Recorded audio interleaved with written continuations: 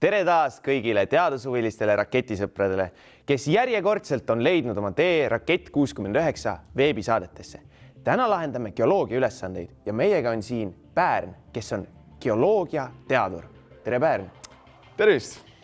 Kas sa tead, mis ülesandega meil tegu on?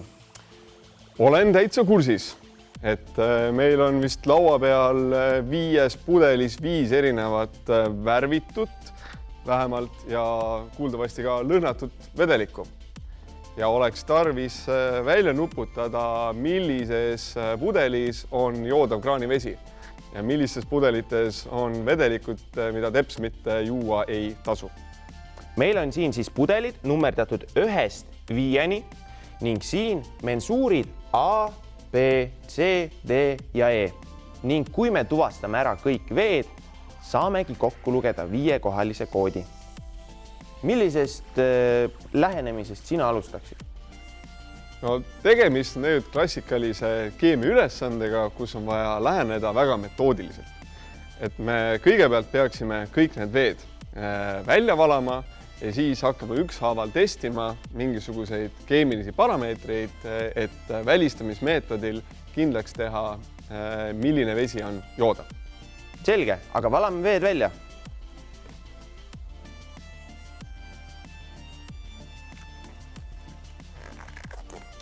Nii, paneme siis esialgu nii, et A-sse läheb 1, B-sse 2, C-sse 3, siis teame kõik, kus asub. Nii, ma annan sulle siit number 1 kätte ja hakkan ise number 5-ga vastu tulema.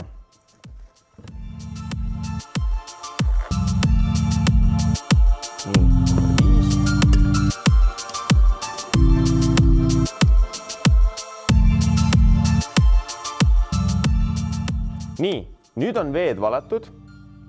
Kuidas peaksime alustama nende tuvastamist? Kõigepealt peaksime vaatama, et millised abivahendid meil on antud nende tuvastamiseks ja loomulikult vaatama ka üle informatsiooni, mis meil nende vete kohta on. Ehk et mida me siit üldse tuvastama peaksime. Abivahenditeks on meil antud siis multimeeter, söögisooda, fenolftalaiin ja Nestleri reagent. Nende 4 abivahendiga peaksime me siis suutma ära tuvastada 4 erinevat vedelikku. Lisaks on teada ka, mis vedelik, mis tähe taga paiknema peaks. Nii, mida me siis esimesena kasutame? Kasutaksime esimesena näiteks fenolftaliini, millega saame tuvastada siis aluselise tuhavee. Ja väga lihtne, lisame mõne tilga kõikidele vedelikele ja vaatame, kas värvus muutub.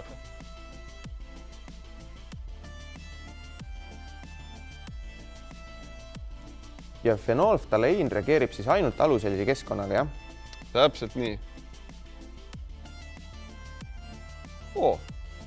Tundub, et oleme tuvastanud aluselise tuhavee.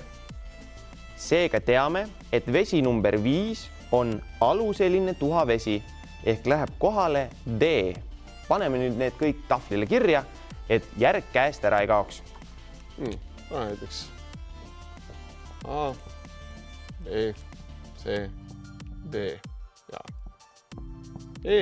Ja see oli meil nüüd number 5. On D. Ja number 5. Nii. 1 on määratud, 4 veel minna. Millega võiksime järgmisena läheneda ning kas me peaksime kõik veed kohe ka välja vahetama igaks juhuks? Eriti nüüd just võiks tegelikult need veed ideaalis välja vahetada, sellepärast et me oleme siia lisanud mingisugust reagenti. Küll aga teades nende vete keemilist koostist võime me hetkel ka söögisoodaga edasi liikuda. Ja mis söögisooda lisamisel juhtuma peaks? Söögisooda lisamisega peaksime me tuvastama nüüd ära, millises anumas on happeline vesi. Ehk söögisooda hakkab happelises keskkonnas reageerima ja väga kaunilt välja ajama CO2 ehk mullitab. Seekord läks veel eriti hästi, saime kohe esimese korraga pihta. Teiste puhul peaks me nägema võib-olla väikest värvuse muutust tänu fenoolftaleinile, mida me lisasime, aga kuna praegu väga palju fenoolftaleini ei ole lisatud, siis väga suurt efekti ei ole näha. Võime ka siia siis juba panna, kui juba pandud. Ja nüüd oleme teada saanud, et vesi number 1 on happeline vesi, seega läheb ta kohale E. Number 1 on E. Nii, kuidas edasi? Kas nüüd tuleks välja vahetada kõik veed, mis meil on? Me võiksime välja vahetada, kuid jällegi ei tohiks meil olla probleemi Nestleri reagendiga, kui me seda järgmisena kasutame. Mis asi see Nestleri reagent üldse on? Nestleri reagent on tegelikult üks elav hõbeda sool, mis reageerib teatud lämmastikuühendiga nimega ammoonium. Ja ammoonium ja teised lämmastikuühendid ning fosforiühendid on just kõrges kontsentраtsioonis meil reovees. Nii et Nestleri reagendi abil peaksime me suutma ära tuvastada, millises anumas on meil reovesi, kus on kõrge ammooniumisisaldus. Ja missugune see reaktsioon välja peaks nägema, mida me otsime? Kuna meil reovesi peaks olema väga reostunud, siis me peaksime nüüd nägema sademe tekkimist. Nii, alustame nendest, mida me ei tea. Number 2. Nii, nüüd me näeme fenoolftaleini reaktsiooni. Nii, vaatame, kas sellega õnnestub meil sadet tekitada.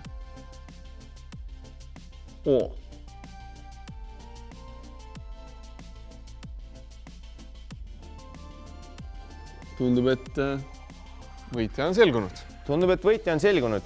Seega vesi number 4 on reovesi, mis sisaldab lämmastikuühendeid. Paneme sellega tahvlile kirja. C. C ja on number 4.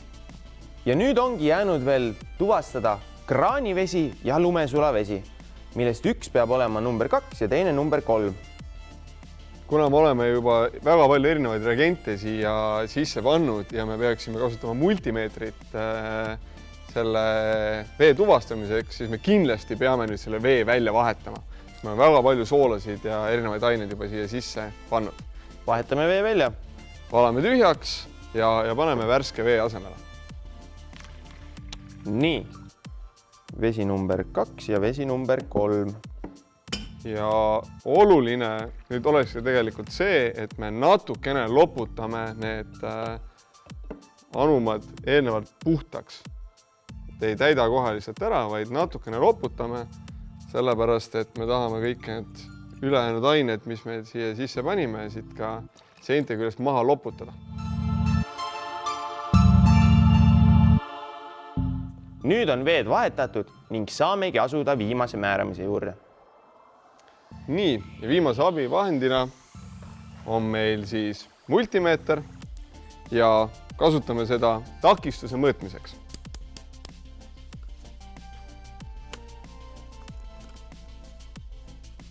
Ja mõõdame nende 2 vee takistust. Selle järgi peaksime me teada saama, kummas vedelikus on rohkem lahustunud soolasid. Ja kumbas vees siis rohkem lahustunud soolasid olema peaks? Lahustunud soolasid peaks rohkem olema just kraanivees. Ja tegelikult need soolad juhivad elektrit, nii et mida suurem takistus, seda vähem on soolasid. Ja selle järgi peaksime saama tuvastada 40 kiloohmi takistus. Ja vaatame, mis on vedelikul number 3, et loomulikult tõmbame need otsad vahepeal kuivaks ka ja puhtaks. Nii, vedelikul number 3 on mingi mõnevõrra kõrgem. Nüüd võibki olla see asi, et kui puhtaks need anumad siin täpselt said, meil hästi loputatud, aga kindlasti on kõrgem takistus vedelikus number 3. Nii et tegemist peab olema lumesulamisveega. Seega number 3 läheb positsioonile B ja number 2 positsioonile A.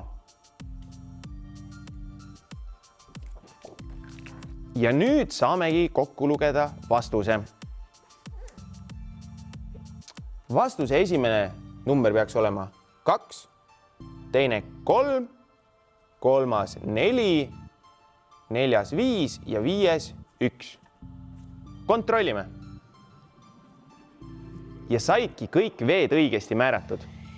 Ja nagu näha, ära usalda silmi, usalda keemiat.